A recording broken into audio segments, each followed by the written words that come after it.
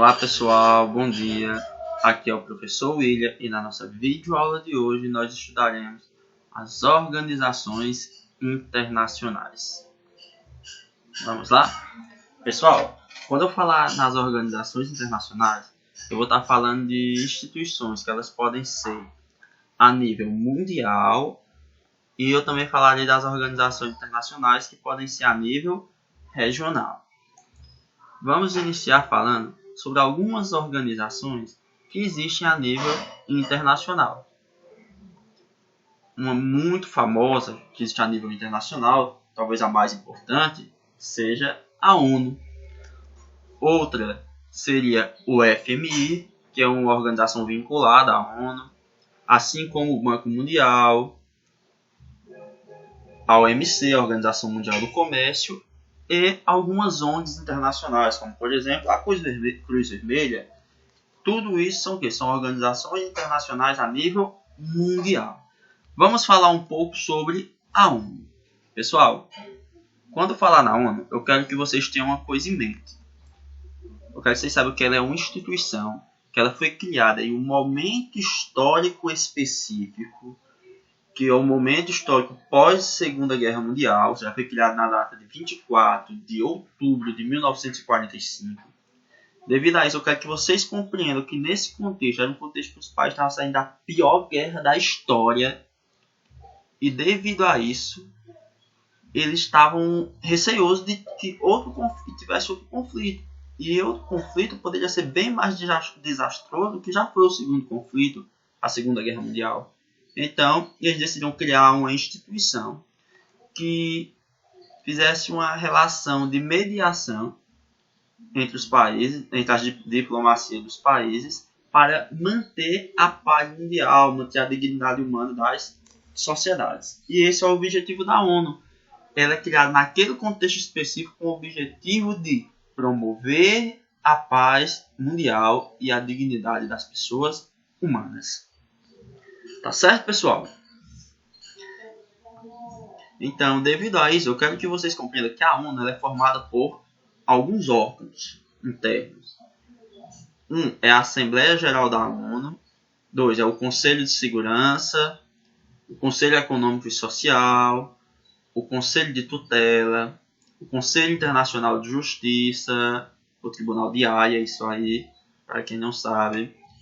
E 6, o Secretariado Geral. Dentre esses órgãos, tem um que é muito importante.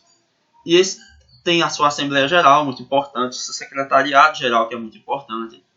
Mas tem um que se destaca, que é o Conselho de Segurança da ONU. Pessoal, o Conselho de Segurança da ONU ele é um órgão da ONU, no qual ele tem apenas 15 membros. Esses 15 membros têm 5 membros permanentes e 10 membros temporários, que a gente chama de membros rotativos. Esses 5 membros são os Estados Unidos, a Rússia, a China, a França e o Reino Unido. Os 5 membros permanentes são esses, que fazem parte do Conselho de Segurança da ONU. O Conselho de Segurança da ONU ele tem poder de opinar em muita coisa relativa às relações internacionais. Em questões de guerra, o Conselho de Segurança ele aprova ou desaprova um conflito. Então é muito importante você fazer parte do Conselho de Segurança. Esse conselho ele foi criado logo no início da instituição.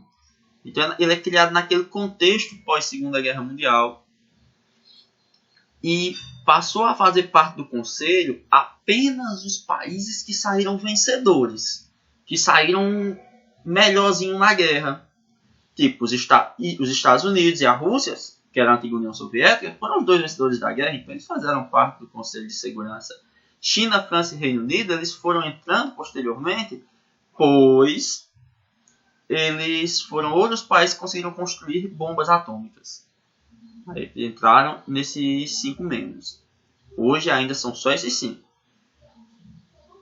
o pessoal espera muito uma reformulação desse Conselho de Segurança. Alguns outros países querem entrar. O Brasil, durante muito tempo, cogitou entrar no Conselho de Segurança. O Brasil está nos membros rotativos, mas ele queria virar um permanente. Não conseguiu. Então, o pessoal espera muito ainda que ocorra uma reformulação para adaptar à geopolítica atual. Mas ainda os países permanentes ainda são aqueles do contexto dos vencedores da Segunda Guerra Mundial, do período da Guerra Fria. Então, o Conselho de Segurança serve para quê, então? Ele é um conselho muito importante a nível de opinião, no qual ele interfere em relações de conflito, nas relações diplomáticas dos países. Tá certo, pessoal? Outros órgãos internacionais muito importantes também, existe o FMI, que é um órgão vinculado à ONU, inclusive, que ele trabalha com a ideia da cooperação e a estabilidade financeira e monetária dos países. O FMI é um banco, uma espécie de banco, no qual os países que fazem parte do FMI, eles contribuem para o FMI, e em alguns momentos eles podem pedir empréstimo ao FMI. Claro que empréstimo com juros. Outra instituição muito famosa é o Banco Mundial. O Banco Mundial ele trabalha com empréstimo a países com um pequeno nível de desenvolvimento. Ou seja, o Banco Mundial ele empresta dinheiro para os países em questão de obras de infraestrutura, geralmente a países subdesenvolvidos ou países em desenvolvimento. Lembrando que o Banco Mundial ele também pode ser chamado de BIRD. E esse banco ele foi muito importante na reconstrução da Europa no período pós-Segunda Guerra Mundial, só para lembrar. Ele basicamente financiou o Plano Marshall. E outra instituição bastante importante é a OMC. A OMC é a Organização Mundial do Comércio. E ela tem como objetivo fixar as regras do comércio mundial, para tentando fazer com que o comércio mundial ele se amplie, ele aumente, ele seja favorecido nessa criação de regras. Tá certo, pessoal? Essa aqui são alguns órgãos internacionais mundiais. Mas também existem organizações internacionais regionais. Entre elas, a gente pode chamar a atenção para alguns blocos econômicos, como na Europa existe um bloco econômico chamado União Europeia, existe outro chamado a Comunidade dos Estados Independentes. Aqui na América do Sul, inclusive o Brasil faz parte, existe o Mercosul, lá na América do Norte existe o NAFTA, e assim por diante, como outros blocos em outras localidades. Então, esses blocos econômicos eles são criados basicamente, inicialmente, com uma finalidade: favorecer a integração entre os países. Em alguns casos, integrações econômicas, em outros casos, vai além, como integrações sociais. Bora nós. E outras organizações internacionais são apenas acordos de livre comércio, para favorecer o comércio entre os países. Tá certo, pessoal? Também poderia citar alguns grupos como os BRICS, organização. Então, corta essa parte dos BRICS. Tá certo, pessoal? Então nós vamos ficando. Deixa eu voltar à Organização Internacional do início. Também existe, pessoal, as organizações internacionais. Organizações internacionais regionais.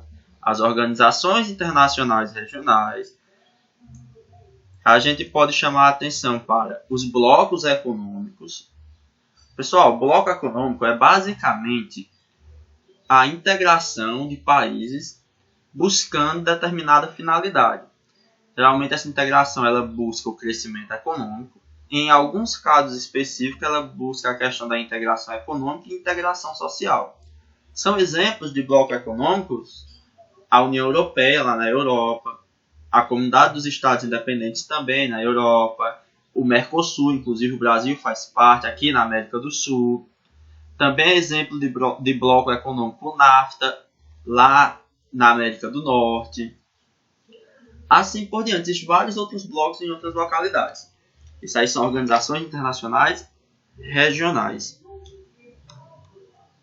E também podemos chamar a atenção para essas organizações dos acordos de livre comércio, que são acordos firmados entre países ou conjunto de países para facilitar o comércio entre eles, tá certo? Geralmente reduzindo tarifas alfandegárias, coisa que os blocos econômicos também fazem.